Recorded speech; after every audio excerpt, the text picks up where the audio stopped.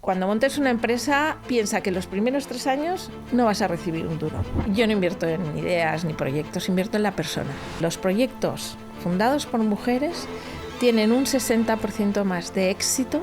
Ten seguridad en ti misma y busca ayuda. O sea, hay que vivir cada día como si fuera el último. ¿Cuál es el mayor mito sobre el emprendimiento? Si tú quieres, puedes.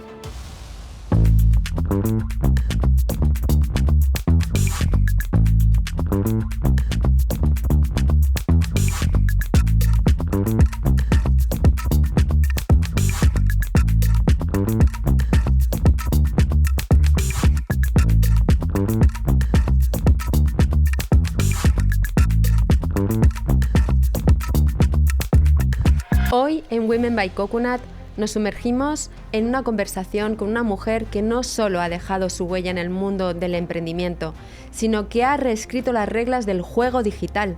Una pionera, mentora, ejemplo para muchas, una visionaria del comercio electrónico que ha sido uno de los grandes actores de la transformación del panorama empresarial español, una mujer que no se ha detenido nunca, que siempre ha llevado adelante proyectos innovadores abanderando el talento femenino.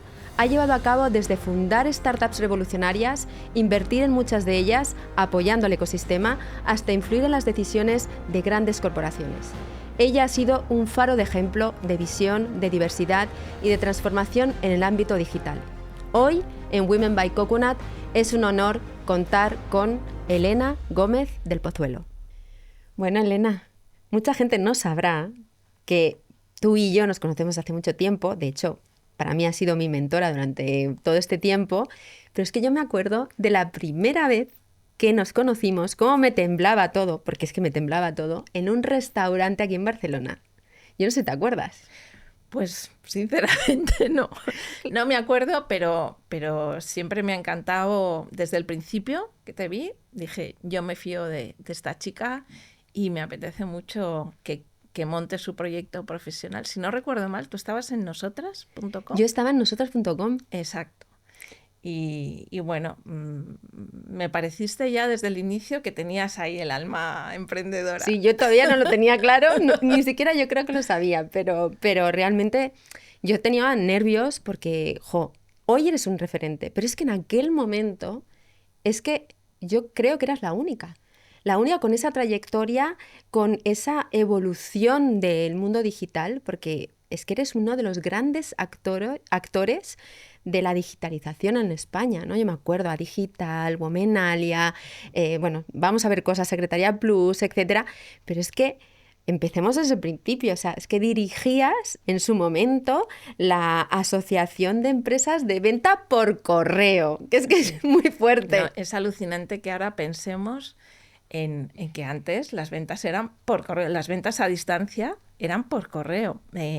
Yo, de hecho, conocí al que iba a ser mi marido en Bruselas, haciendo un máster en Derecho Comunitario. Me vine a vivir aquí, nos casamos, ¿no? Y por La Vanguardia encontré este trabajo, habían muchos anuncios. Yo estaba obsesionada los domingos por ir al kiosco, comprar y ver dónde podía conseguir trabajo. Y me ficharon en la asociación donde estaban pues las que fueron pioneras, como Venca, La Redoute, Cuele, Damart, todas estas empresas que luego se transformaron en empresas de e-commerce, ¿no? De comercio electrónico.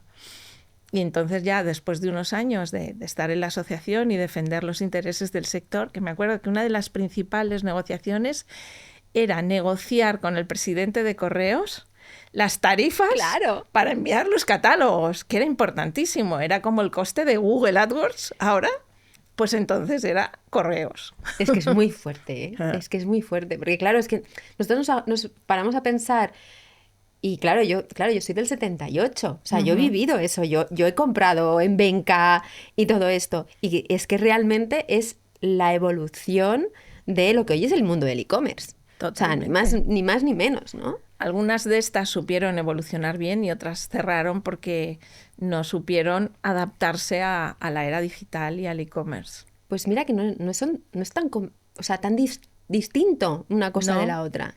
Yo me acuerdo que además negociábamos la ley de protección de datos porque, claro, lo más importante para vender a distancia es tu base de datos. el CRM, o sea, cómo tratas a tus clientes, tenerlos bien. Entonces, claro, ellas también, y tener unos almacenes, rápidamente enviar el producto. O sea, es lo que mismo es igual. en e-commerce. Lo que pasa es que, claro, no es lo mismo el marketing que se hace ahora en e-commerce, que claro, está evolucionando una pasada, ¿no? Y con las redes sociales, con la inteligencia artificial y todo esto no tiene nada que ver con lo que había, ¿no?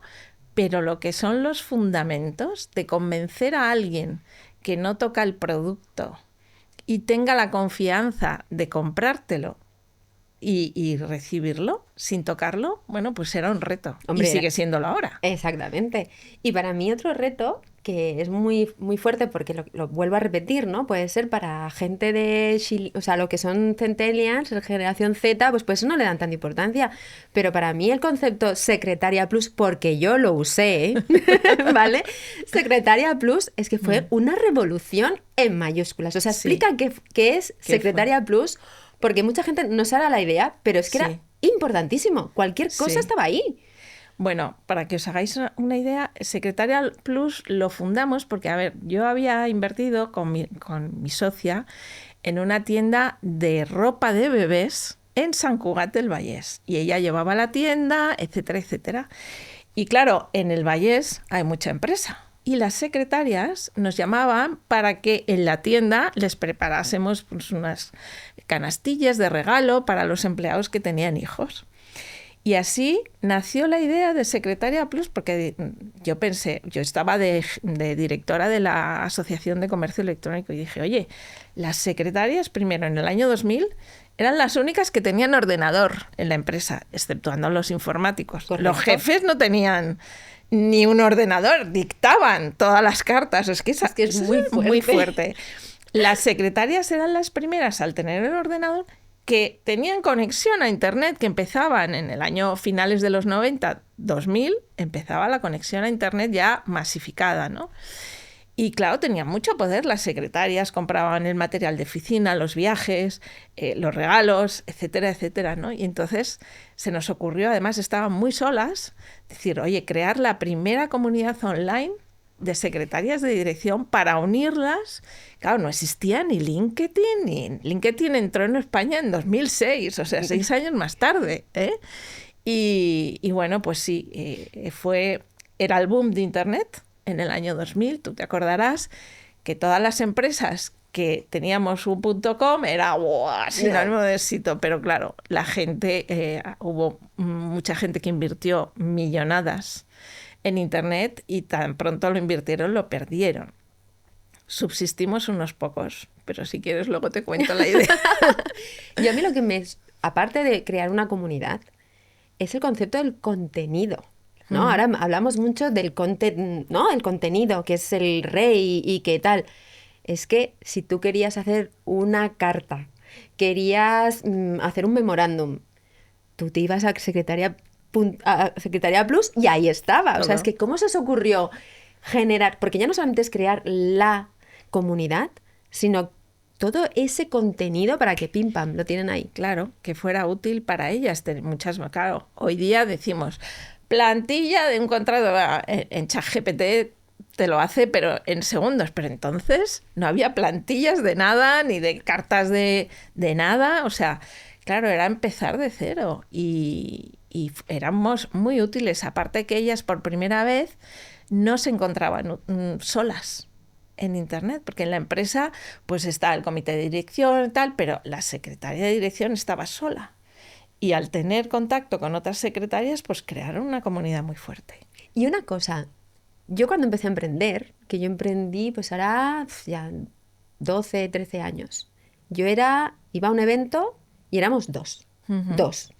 Cuando tú empezaste eras una, ¿no? Porque ¿qué barreras? Me acuerdo, en el año 99, 2000, no, en el 99... iba a eventos para buscar financiación. Pues mira, yo me encontraba en estos eventos, siempre nos encontrábamos más o menos los mismos, éramos todos hombres.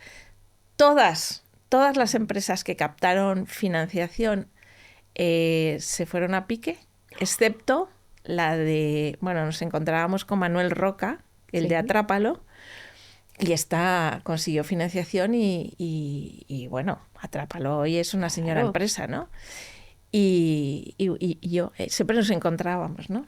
Al final, lo que pasa es que fueron unos locos años donde encontrabas la financiación con un PowerPoint. Yo me acuerdo que en Secretaria Plus teníamos un PowerPoint, la idea, tal, pero no teníamos ni web. Y conseguimos, lo voy a decir en euros, aunque entonces eran pesetas, 4,5 millones de euros por el 45% de la empresa. Invirtió en nosotros una compañía que se llama Tecnocom, que luego ha sido vendida a Indra, e invirtió en nosotros Otto Fersan, que es la compañía más grande de Europa, que es alemana, de material de oficina. Toma. Porque claro, el material de oficina, secretarias, está muy relacionado, ¿no?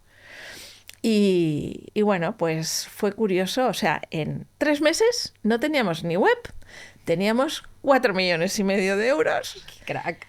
Pero cometimos varios errores, ¿eh? 4,5 millones de euros en aquella época, o sea, era una súper ronda. Era una súper ronda, fuimos de los pocos que a pesar de captar mucha financiación, porque entonces era una locura, porque había pocos proyectos.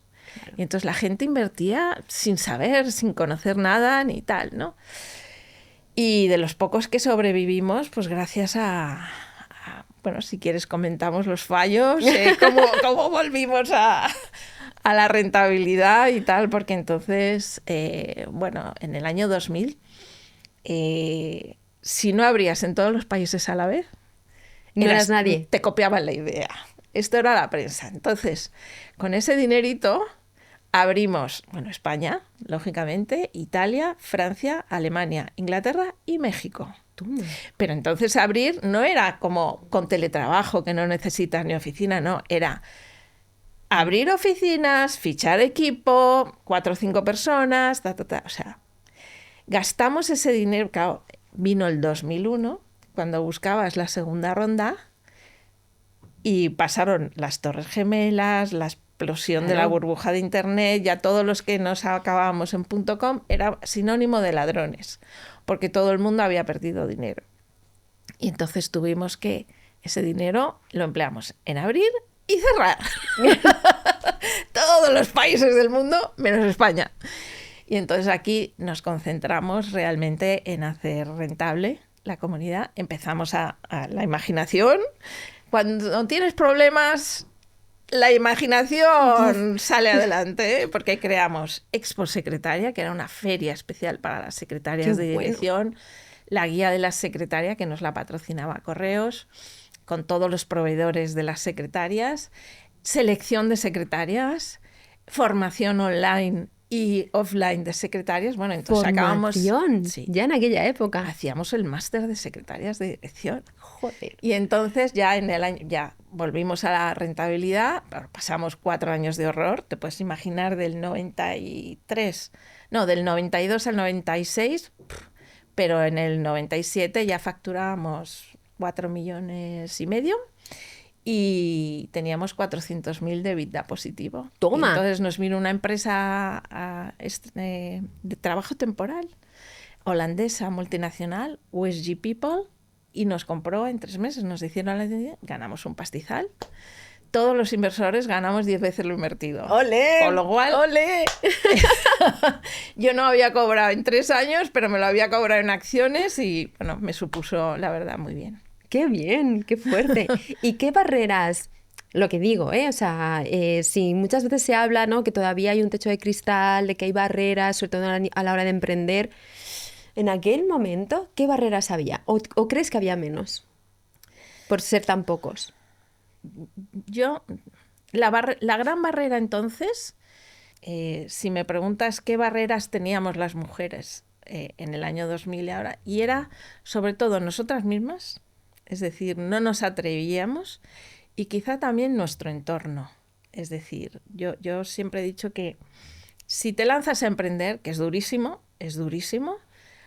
o tu entorno está totalmente apoyándote, tu entorno, hablo sobre todo pareja, o si estás todavía en la casa de los padres, tu familia, tu entorno, o vas a sufrir mucho. ¿Y qué O sea, las mujeres no se atrevían, o sea, es normal, era un mundo muy masculino y demás. ¿Qué hubo en ti? ¿Qué había ahí que dijo, yo puedo, yo tiro? Bueno, yo tenía, a ver, al mezclar mi cargo de directora de comercio electrónico con la tienda en la que había invertido y veía el poder de las secretarias, fue cuando fui dándole vueltas a la idea y estaba obsesionada con la idea, ¿no? Y mi marido, que mi marido es abogado también, el mejor, Claro, por supuesto. pero era el jefe de todos los abogados de Price del mundo, de Toma. Pricewaterhouse. Claro, él es muy de multinacional, muy tal. Ahora, joder, si ganas un sueldazo en la asociación, tienes un horario estupendo. Teníamos 3 niños pequeñísimos, o sea, de 0, 2 y 4 años. Wow. ¿Eh? Entonces decía, ¿para qué te vas a liar?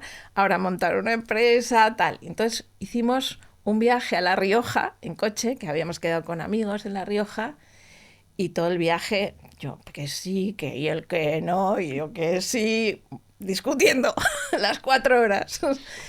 Y al final, a la vuelta, me dijo, venga, va, ala, venga, tira para adelante, te apoyo. Y lo hice gracias a su apoyo y tiré adelante. Por eso sé, cuando tuvimos que cerrar en todos los países, claro, yo en Sant Cugat salíamos a pasear él y yo y tal, y yo llorando. ¡Ah! Y claro, él dije, pues sí, no, nunca me dijo, ya te lo dije. Gracias a Dios. Gracias a Dios, pero podía haberlo dicho, porque lo pasé mal en esa temporada. Sí, porque yo creo que una de las cosas que más frustración genera, ¿no?, de un emprendedor es cuando creces, creces, creces, creces y luego decreces. O sea, Sí. las cosas no van así. No, No va así. No. O sea, las cosas van así. Total. Lo que pasa es que luego ves una Sí, tendencia que va sí. así, pero cuando te toca la bajada sí. es muy dura. Y luego, claro, no depende solo de ti, sino de las circunstancias del mercado. Es decir, hay muchos emprendedores que con el COVID lo han pasado de pena, de pena. Y además han pedido una serie de créditos y conozco muchos que al final han tenido que cerrar incapaces de pagar de devolver esos créditos. Porque claro, pues igual que el COVID, cuando explotó la burbuja en el 2001, vinieron las Torres Gemelas y tal, fue una época terrible, 2001, y no te cuento también 2008, 2009, pero claro, son circunstancias que nadie prevé y hay que estar siempre preparado porque claro, en las épocas que te va bien, tenemos tendencia a contratar gente, tal, que todo vaya a gastar dinero, ¿sabes? Sí. Y luego vienen las épocas flacas y es mucho más difícil despedir a gente, ir a otra oficina o no, tal, o sea, hay que siempre estar pensando, oye, ¿y si pasa esto? Y yo, que nos conocemos desde hace muchos años, una de las cosas que más para mí ha sido como un referente y como que me ha impactado, ha sido la gran habilidad que has tenido de equilibrar tu vida personal y profesional, ¿vale? Y no solamente hacerlo, sino ser una abanderada de ello, ¿vale? Es decir, yo me acuerdo cuando tú y yo nos conocíamos, que yo era bastante más joven, claro, yo era como muy tajante, ¿no? Y lo sigo, o sea, siempre he tenido esa idea, ¿no? De yo no quiero tener hijos, ¿no? Y yo cuando te conocí, tú me decías, Sara, se puede hacer las dos cosas. O sea, a ver, yo te diría tres cosas. Una, organización. O sea, yo, por ejemplo, me despertaba a las 7 de la mañana, cuando empecé Secretaria Plus, iba al despacho, era como un robot. Comía en un cuarto de hora una ensalada en mi mesa y a las 6 en punto soltaba el lápiz, como un funcionario. O sea, iba para casa y estaba, pues eso, con los baños de los niños, las cenas, etcétera, etcétera, ¿no? Esto es una organización. 2, delegar lo delegable. Es decir, yo sin ayuda en casa, sin una chica interna, no hubiera podido. Porque es imposible, porque los niños un día se ponen enfermos, tal, y además, como soy de Madrid, mis padres no están aquí, mi suegra venía de vez en cuando y tú no puedes, tu responsabilidad, que son tus hijos, pretender que alguien lo asuma porque Claro. sí. Entonces hubiera sido imposible sin ayuda en casa, ¿no? Y 3, falta de sueño. O sea, pocas horas de dormir, no ir al gimnasio, no viajar, o sea, poco tiempo para ti, en definitiva, ¿no? Durante 10, 15, 12 años era trabajo, niños, trabajo, niños, trabajo, niños. Ahora las circunstancias cambian cuando los niños crecen. Y yo, de lo más orgullosa que estoy en mi vida, es de ser buena madre. Mucho más que todo lo demás, porque mis hijos son mis joyitas y la verdad. Bueno, y de Secretaria Plus, la venta, ¿aprendiste algo de aquella venta que se hizo en 3 meses? Aprendí. Bueno, también una anécdota, estábamos en el notario firmando, además nos llevó el caso, lo digo porque ahora es fantástico, un abogado, para mí el segundo mejor, después de Luis. Claro, obviamente. Pero Luis fue su mentor, fue Javier Foncuberta, que hoy es claro. el CEO de Cuatro Casas, ¿eh? O sea, que es un tío Sí, que sí. vale mucho, ¿no? Nos llevó en la venta porque mi marido decía, no, para las ocasiones fundamentales hay que tener al mejor. Es decir, tú no vas a vender todos los días tu empresa. No, claro. Entonces, o tú no vas a divorciarte todos los días. O sea, que hay que elegir un abogado bueno es esencial para las ocasiones vitales, ¿no? Y entonces estábamos en el despacho en el notario con el comprador, con la empresa compradora y tal, y a mí se me saltaban las lágrimas. Y entonces el comprador decía, jo, claro, es que es como un hijo para ti, porque estos años, tal. Y yo pensaba, y unas narices, ahora para vosotros las 45 nóminas. Y yo estaba pensando, emocionada, en el cheque que iba a hacer a toda la gente que había pensado y confiado en mí, que habían invertido en el proyecto, en lo que les iba a devolver a cada Claro. uno. Y un orgullo, ¿verdad? Me acaba de encantar el momento de rotura bueno, no de tabú, de lo típico que todo el mundo piensa, porque al menos a mí siempre me lo dicen cuando, claro, es que la empresa para ti es como tu hijo, una porra. Mierda, ¿verdad? Tal cual, tal cual. No. Primero que a mi hijo nunca lo vendería, ¿no? Exactamente.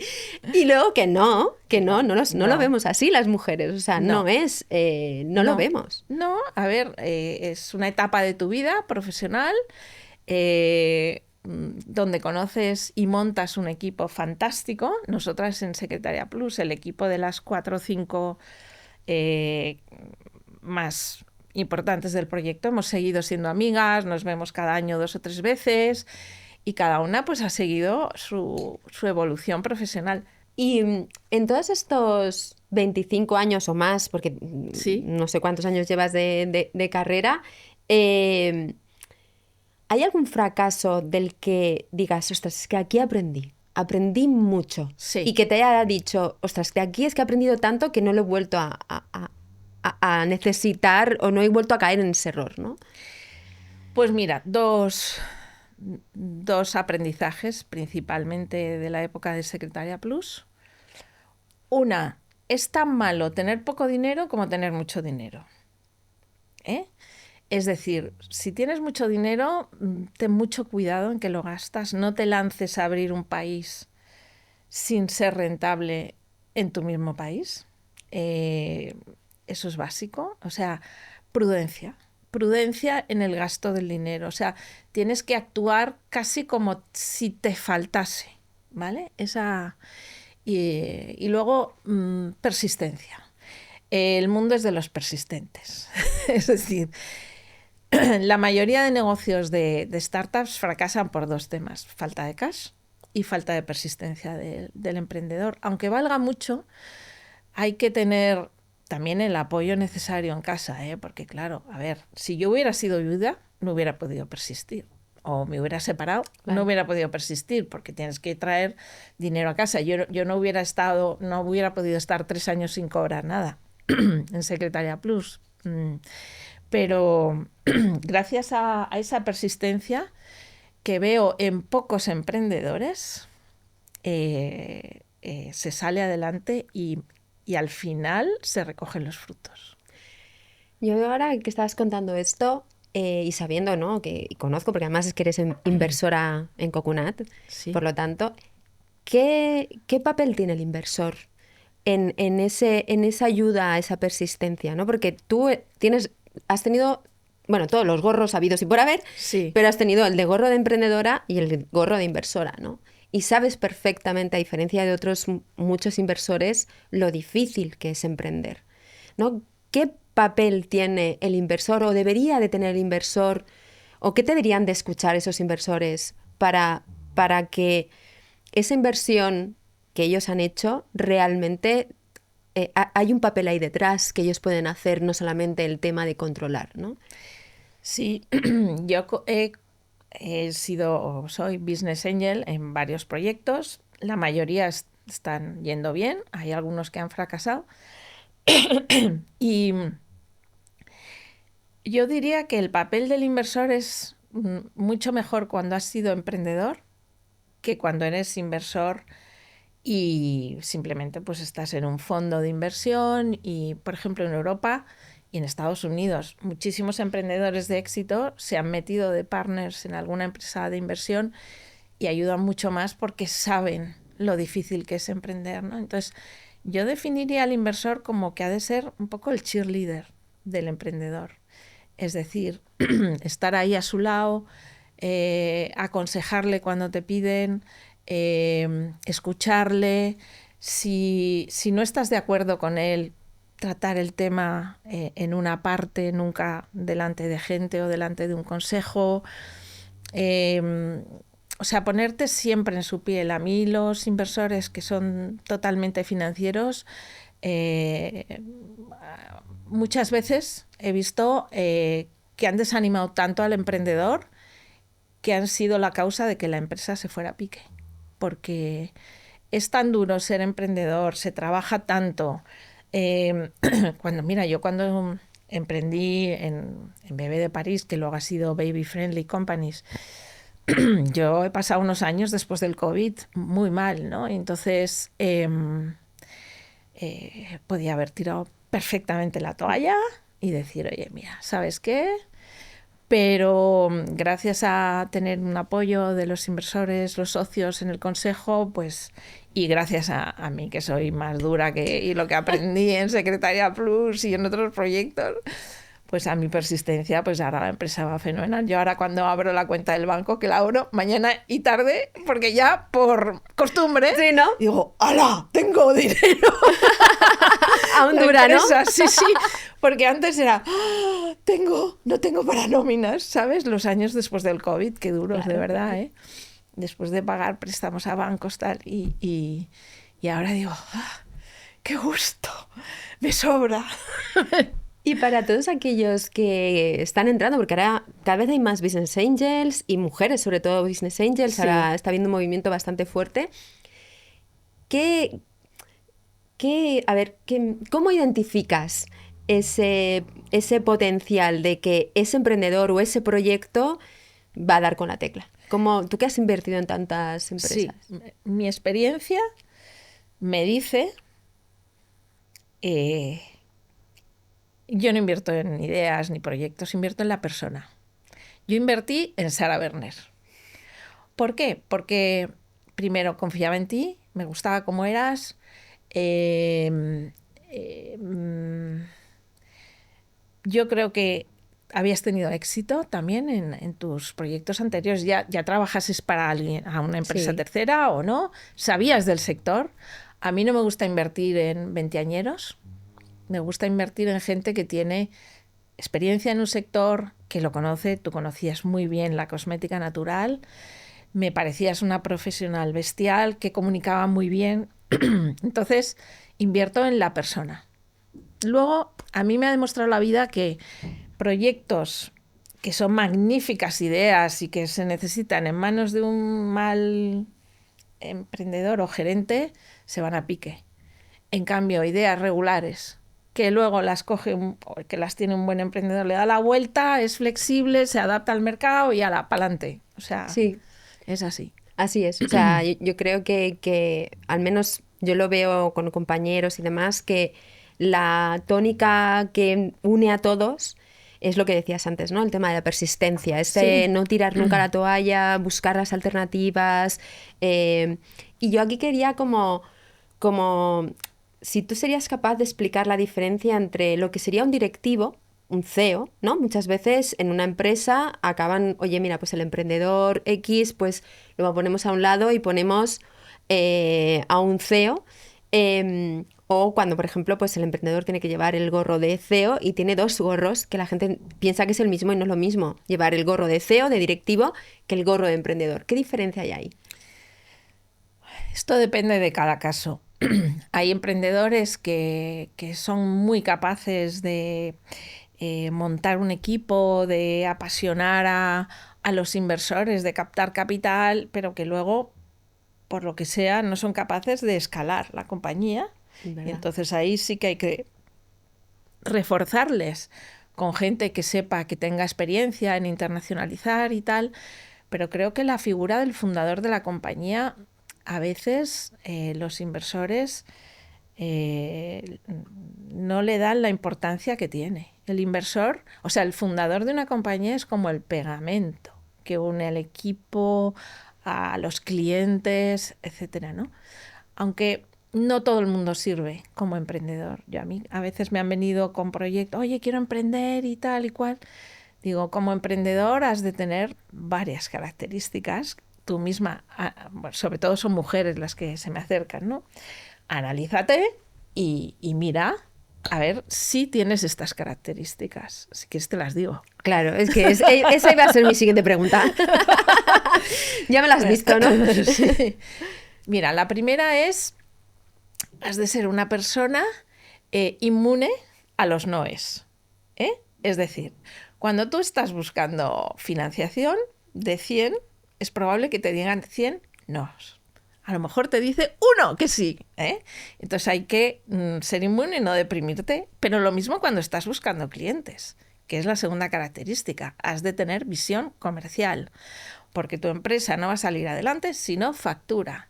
Y entonces yo me he encontrado con emprendedores que son muy de picar y muy de back office, ¿sabes? Informáticos, que tienen grandes, que son magníficos profesionales, pero que les da horror hablar o tal. Entonces, una de dos, o le dices, oye, mira, tú solo no sirves, o búscate un partner que sea cofundador y que sepa vender, que sepa apasionar a la gente pues, en el proyecto, que sepa enamorar tanto inversores como equipo, como clientes, porque tú solo no lo vas a poder hacer. Y tercera característica, o sea, hemos dicho... ¿Resiliencia? Exactamente, la tercera. Persistencia, resiliencia, es decir, oye, como has dicho tú, esto es, o sea, no pasa nada, hay que mirar con las luces largas y siempre... También con cierta flexibilidad, con bastante, porque hay emprendedores también que se enamoran de su idea y están ahí, se empeñan. No. Escucha el mercado, escucha lo que te están diciendo los clientes y adáptate, sé flexible, ten cintura. Capacidad de pivotar, exacto, ¿no? Exacto. Entonces, y la quinta, que esta es muy importante. Cuando montes una empresa, piensa que los primeros 3 años no vas a recibir un duro. ¿Cómo vas a vivir? ¿Cómo vas a no sacar a los niños del colegio? ¿Cómo vas a pagar tu hipoteca? Que esto hay que hacerlo, o sea, hay que emprender con los pies muy en el suelo. Es decir, tu pareja es capaz de mantener esto porque yo no he visto ni un solo business plan que se cumpla. Yo tampoco. ¿Qué te voy a decir? Ni uno. Siempre hay más gastos de los previstos y menos ingresos de los previstos. Es así. Incluso en empresas con varios años... sigue siendo así. Es que es tal cual. O sea, no te voy a decir que no, porque es que es tal cual. Sí. Y oye, y ahora que me estaba recordando la conversación que estabas diciendo, ¿no? Que al principio del todo el ecosistema erais 4, os conocíais los 4. ¿Cómo ha evolucionado ese ecosistema a día de hoy? ¿Cómo lo has visto? ¿Cómo ha sido esa evolución? Bueno, sí, hay muchos más fondos Venture Capital que entienden del sector y muchísimo más dinero ahora. También hay muchísimos más emprendedores. Hay una cosa que no ha cambiado mucho y esto sí que lo tengo que resaltar. La mayoría de venture capitals, los partners, o sea, los que mandan, son hombres. Hay muy pocas mujeres que manden. En España, bueno, hay 2 o 3 fondos que tienen alguna mujer partner, pero y en Europa está habiendo poco a poco más. Entonces, ¿qué pasa? Que cuando tú vas a presentar un proyecto como mujer fundadora, normalmente las mujeres pensamos en proyectos que tratan de resolver temas sociales de nuestro entorno, de que tienen cierto impacto social, ¿no? Sí. Por ejemplo, nosotras cuando fundamos Womenalia veíamos que las mujeres tenían mucha necesidad de networking entre ellas, porque al final tenemos más poder juntas. O sea, y entonces lo íbamos a presentar a inversores hombres y dicen, ¿pero para qué? Si ya está LinkedIn. No se dan cuenta que LinkedIn es muy útil y todas tenemos que estar en LinkedIn, pero que la unión entre nosotras nos puede traer mucho más negocio. Somos diferentes, en la gran mayoría, ¿no? Totalmente. Entonces, yo creo que es vital el entender que esto íbamos a presentar el proyecto de Womenalia a inversores hombres, no lo conseguimos en Venture Capitals. Al final fueron Business Angels, etcétera, ¿no? Pero en esto sí que no ha cambiado mucho. Las mujeres solo tienen el 5% de toda la financiación de proyectos de startups en Europa y en Estados Unidos. Pero creo que sí, que lideramos el tema de la rentabilidad, en cambio. Exacto. Los proyectos fundados por mujeres tienen un 60% más de éxito que los proyectos fundados por hombres. Lo que pasa es que al no conseguir esa financiación tan grande, son proyectos que van más despacito y igual no se hacen tan grandes. Claro. ¿Sabes? Porque claro, cuanto menos dinero, pues más despacito vas. Claro. Y más, claro, tardas más años en facturar muchos más millones. Pero yo quería también adentrarme en el mundo, ya no solamente de emprendimiento, sino el mundo directivo, ¿no? O sea, antes cuando hablábamos de Womenalia, que tú eres cofundadora de Womenalia, para mí un proyectazo que antes cuando explicabas lo del LinkedIn y tal, yo decía, es que vamos, o sea, tú coges a 20 hombres, los llevas de copas y hacen networking. Tú coges a 20 mujeres, las llevas de copas y se van de copas. Y son grandes amigas, pero no hacen networking. Y eso es así, eso es una realidad. Y para mí, por eso, Womenalia tiene la importancia que tiene, porque te enseña a hacer una red de conexión realmente business, porque nosotros no hacemos eso. O sea, no nos sale innato, ¿no? Entonces, quería retomar el tema ya, no solamente del emprendimiento femenino, sino el mundo directivo femenino. Que tú también lo has vivido. O sea, es que tú has tenido muchos gorros, ¿no? ¿Cómo ha sido esa evolución? Pues mira, yo estoy en una asociación que se llama IWF, International Women Forum. Es una organización de 8.000 mujeres en todo el mundo. En España somos 140. En esta asociación es muy difícil entrar. Solo entran o grandes emprendedoras o grandes directivas o ya mujeres en consejos de administración importantes. Y todavía observo esa vergüenza que nos da a las mujeres si quedamos a comer, oye, en hacer negocios además. Tenemos ese pudor de vender nuestros servicios a otras mujeres y es así, sigue siendo así y tenemos que trabajar en ello. Por eso en Womenalia creamos el Womenalia Padel Tour, que lo que hacíamos era mezclar un deporte, el pádel, que nos encanta a las mujeres, con ratitos de networking, de decir, oye, ¿tú qué haces? ¿Yo qué hago? Papá, me presento, no sé qué, no sé cuántos, tenemos algún interés. Oye, ¿por qué no? ¿Por qué no? Entonces esa barrera todavía nos cuesta. Y los hombres se van a tomar una cerveza, oye, tú, pues enseguida hablan de trabajo. Sí, nosotros, no, aparte se dan.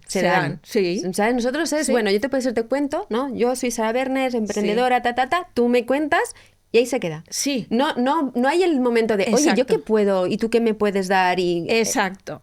eso no se da. Todavía tenemos cierta vergüenza a vendernos profesionalmente. De hecho, es que hasta lo ves en las entrevistas de trabajo. Cuando estás buscando a alguien para tu equipo, un director o directora de marketing, y te vienen currículums y tal, y al final haces las entrevistas, ¿no?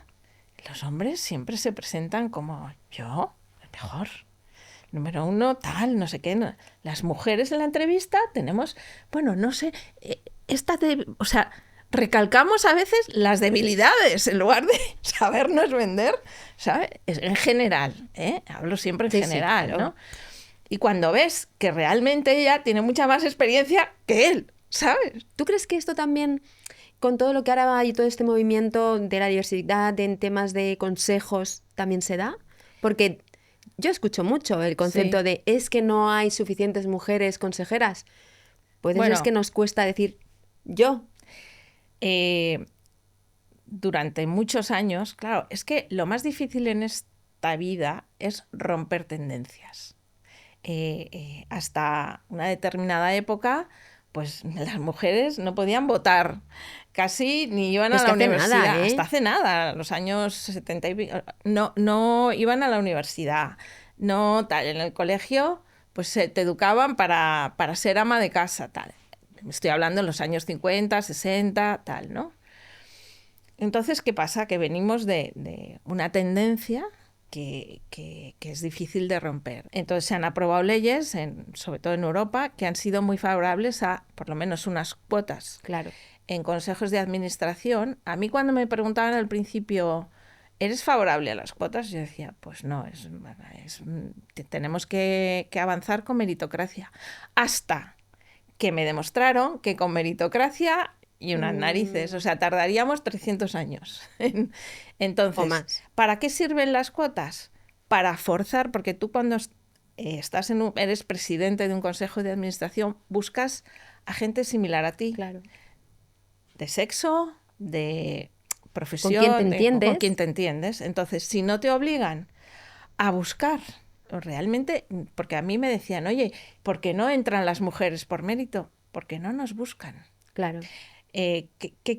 Pero ¿cómo que nos buscan? Digo, no nos buscan porque no hay ninguna obligación. Impusieron las cuotas y claro, yo impondría cuotas durante unos años porque luego se han dado cuenta que en la diversidad está la riqueza. Claro. Al final, y la prosperidad, porque lo que no es normal es que en una empresa, por ejemplo, de automoción, que es la mayoría importantísimas, todo el consejo sean hombres, cuando la mitad de tu público objetivo son mujeres. Bueno, y el 80% de la elección de comprar un coche lo toma la mujer. Exactamente. O por lo menos tiene el derecho del veto el 100%.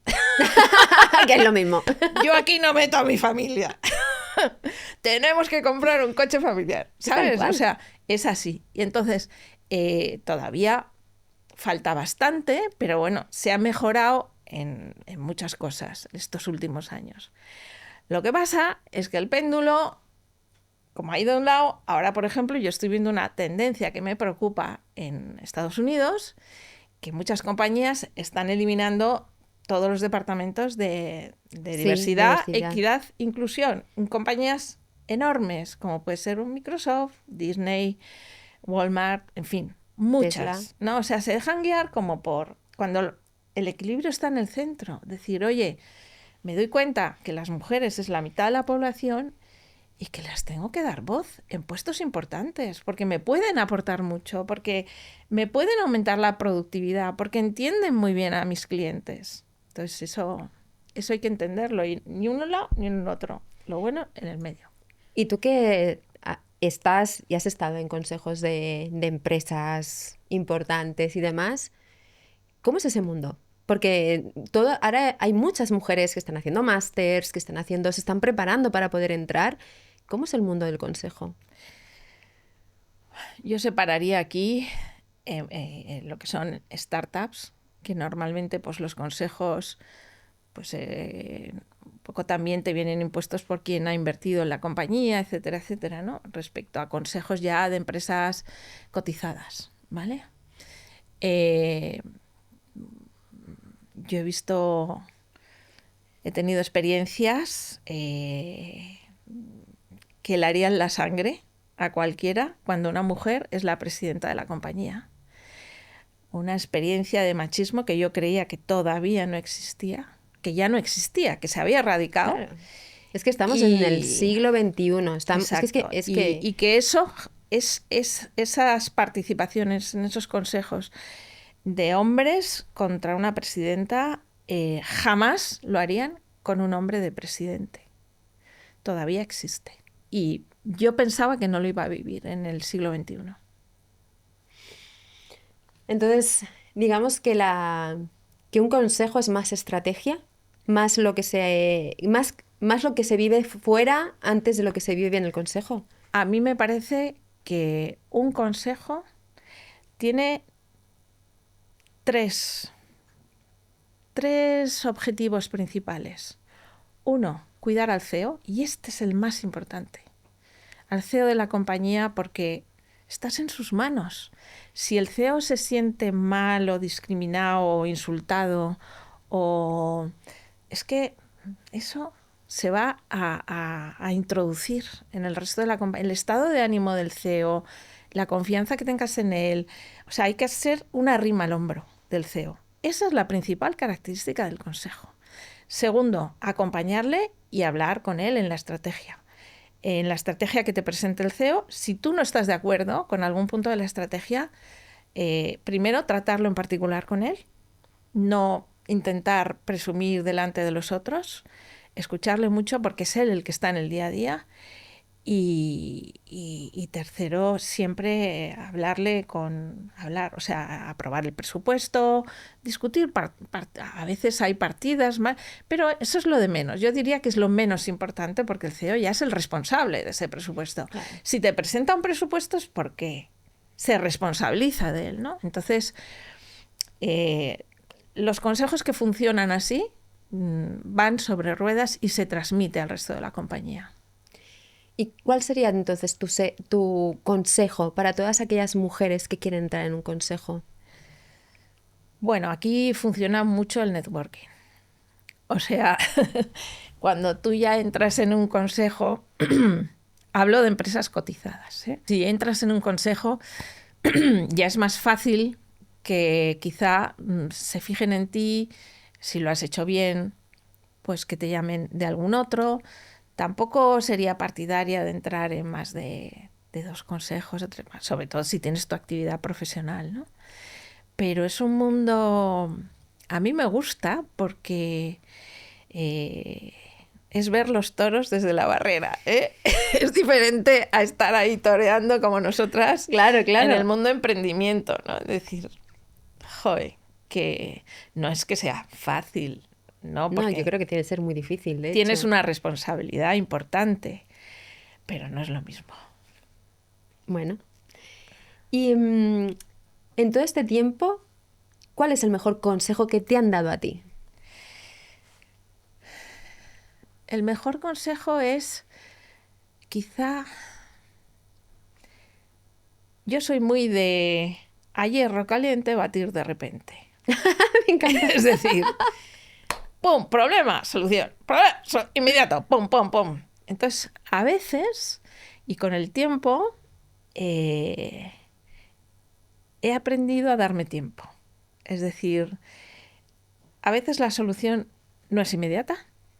No es inmediata, es mejor reflexionarlo con la almohada y pensarlo bien. A veces incluso se resuelven solas. Y no estar pensando en cosas que pueden ocurrir que todavía no han ocurrido. Que a veces tenemos la mente llena de preocupaciones de cosas que no van a llegar. ¿Sabes? Es verdad.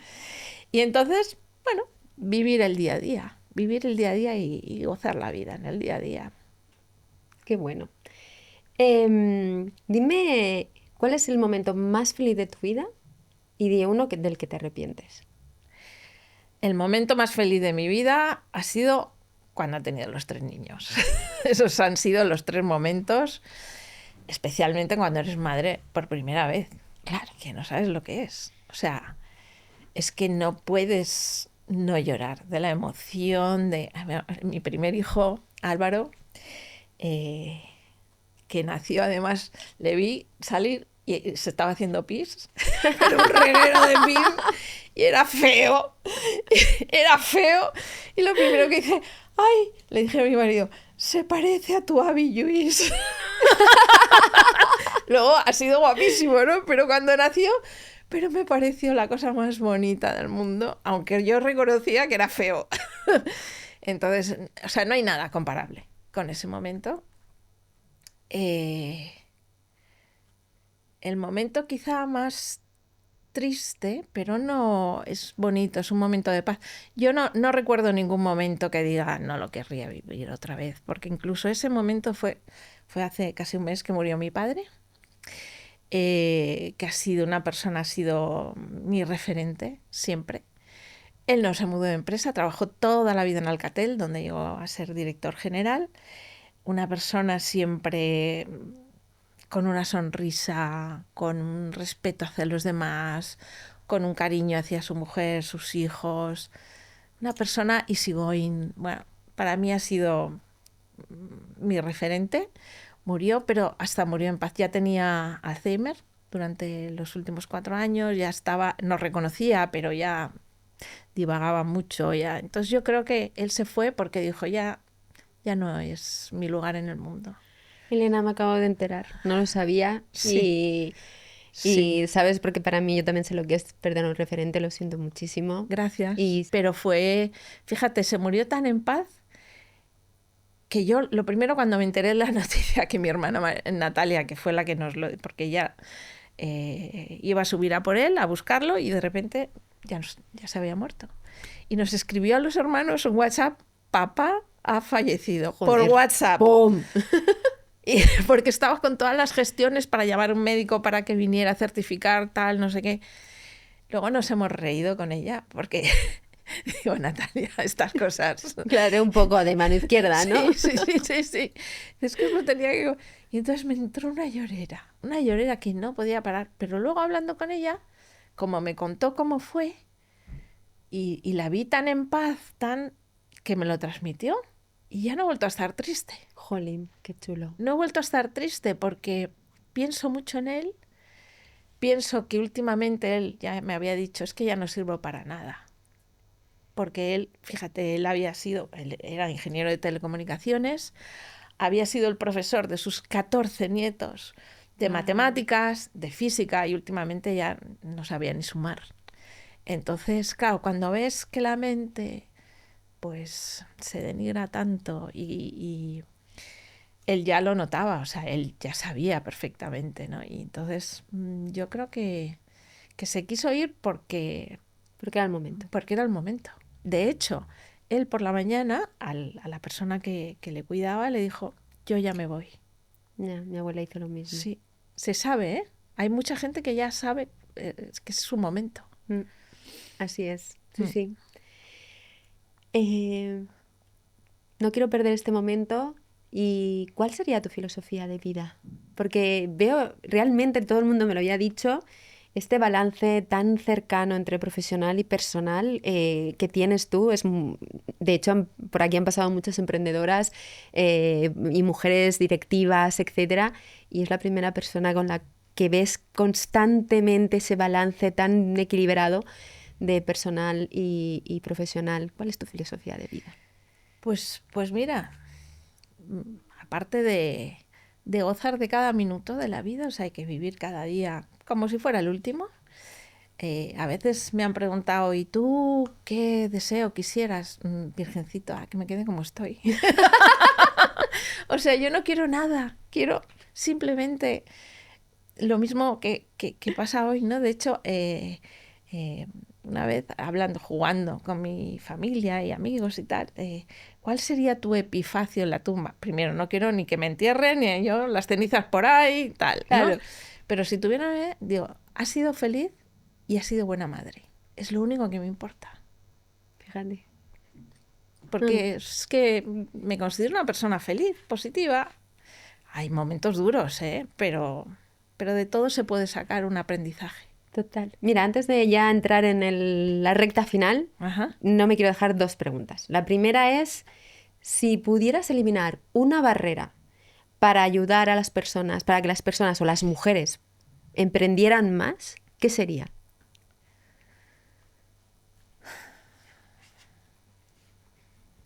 Ten seguridad en ti misma.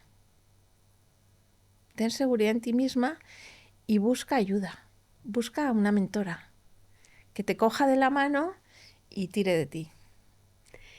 Y una pregunta que os hago a todas. ¿Qué es para ti el feminismo? El feminismo, yo estoy de acuerdo con la definición que hace la Real Academia de la Lengua, que es tener las mismas oportunidades que los hombres. Simplemente las mismas oportunidades y derechos que los hombres. Mismas oportunidades. No igualdad absoluta, no. La igualdad se busca con el trabajo que hagas, pero sí teniendo las mismas oportunidades y derechos. Tal cual. Revisa un momento tu agenda y dinos qué mujer o qué mujeres merecen estar aquí, contar su historia, que sean ese gran referente, esa luz de muchísimas mujeres, y a quién invitarías. Bueno, yo voy a decir dos. La primera, una mujer que admiro muchísimo, que es una gran amiga, hemos sido y somos amigas desde hace 30 años, que estuvo conmigo también en A Digital, en la junta directiva. Ha sido una mujer, bueno, la nombro, Joana Sánchez. Ella tuvo altos cargos en Planeta, fue la única mujer que ha sido consejera delegada en Planeta. Luego fue directora de marketing del Deutsche Bank, volvió a Planeta, en fin. Y luego, en el año, bueno, hace 15 años, montó su propia empresa donde fui cofundadora con ella y varios. Incipi, que es INESDI, que fue el Instituto de Profesiones Digitales. Y a Joana la admiro por su vida profesional y también por cómo ha superado un tema personal gravísimo. Es para mí el más grave que le puede pasar a una mujer, que es que tu hijo intente suicidarse 4 veces, Wow. tirándose de un puente por una enfermedad mental que se le desarrolló hace 8 años, la bipolaridad junto con esquizofrenia, y que lo han superado juntos y han creado una fundación para ayudar a gente que tiene esta enfermedad y que no sabemos muchas veces, pero que es gravísima. Pues menuda historia. Entonces, Joana es una y la otra es mi hermana María, que es la CEO de Womenalia, que es una gran luchadora y que, bueno, pues la admiro como hermana y como profesional. ¿Y qué les preguntarías? Una pregunta. A Joana, ¿cómo ha conseguido seguir teniendo equilibrio mental y ganas para luchar profesionalmente cuando ha tenido lo que ha tenido en casa? Porque es que además el año que pasó esto, su marido la dejó. Joder. Después de no sé cuántos años juntos. Y bueno, pues ahora vamos a empezar ya la recta final, que son preguntas rápidas, y vamos allá, ¿vale? Una mujer que te inspire. Carlota Pi dio la luz y tú, Sara Werner. Gracias. Pues muchas gracias. Y ahora vamos a ver una persona que represente todo lo contrario de tus valores empresariales. Esta es difícil, ¿eh? Donald Trump. Laporta. Laporta. No me gusta nada. ¿De quién eres? ¿Del Barça o del Madrid? Yo soy del Atlético de Madrid. Ah, ya se te he visto ahí. Pero no, mi segundo equipo es el Barça, pero no me gusta cómo es esa persona. Si tú fueras una empresa, ¿a qué te dedicarías? Siempre temas de impacto social, me encantan. Ayudar a las mujeres a brillar en lo que quieran. Entonces la pregunta que te iba a hacer ahora creo que es un sí, pero ¿crees en la sororidad? Por supuesto, si no, no hubiéramos montado Womenalia. ¿Cuál es el mayor mito sobre el emprendimiento? Si tú quieres, puedes. ¿Hay que ser valiente y defender los valores que uno tiene? ¿O eres de los que piensan que mejor es callar porque te va a beneficiar en un futuro ir por otro lado? Siempre valentía, con respeto, pero valentía. ¿Qué le has repetido más veces a tus hijos? Jo. Es que están cansados de oírme muchas cosas. Porque es que yo soy una mosca cojonera. Es decir, cuando veo algo claro, lo veo claro. Siempre contad conmigo, para todo. O Qué sea, bonito. para lo bueno, para lo malo, como el matrimonio, ¿no? Hasta la A muerte. todas. Muy bien. ¿Un emprendedor se hace o se nace? Se hace. Una película. Los puentes de Madison. Oh, qué chulo. Cada vez que la veo lloro. Hombre, obvio. ¿Cualquiera puede ser emprendedor? No. Si tuvieras que escribir un libro de tu historia, ¿qué título tendría?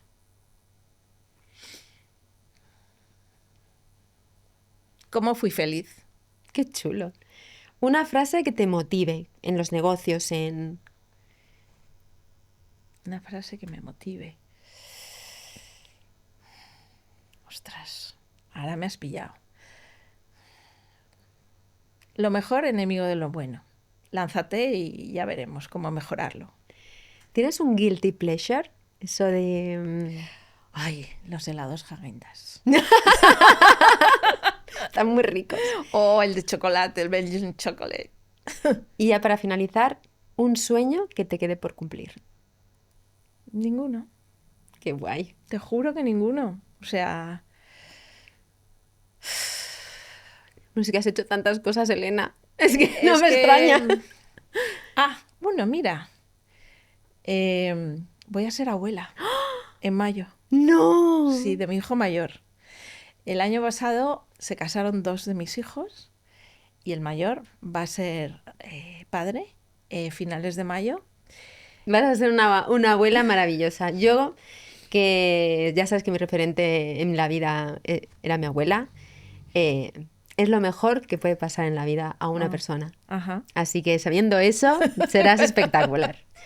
Pues nada, Elena, muchísimas gracias por venir. Ha sido un honor. Me hacía muchísima ilusión que vinieras, por el cariño que te tengo, por ser mi mentora, por apoyarme en millones de cosas. Y bueno, tu historia es que es alucinante. Así Bueno, que gracias. muchas gracias a ti. De verdad te agradezco porque me lo he pasado pipa en la entrevista. Genial. Y nada, muchísimas gracias a vosotros. Os veo de aquí un mesecito y ya habéis visto, Elena, confianza, liderazgo, bueno, espectacular. Nos vemos en el próximo capítulo.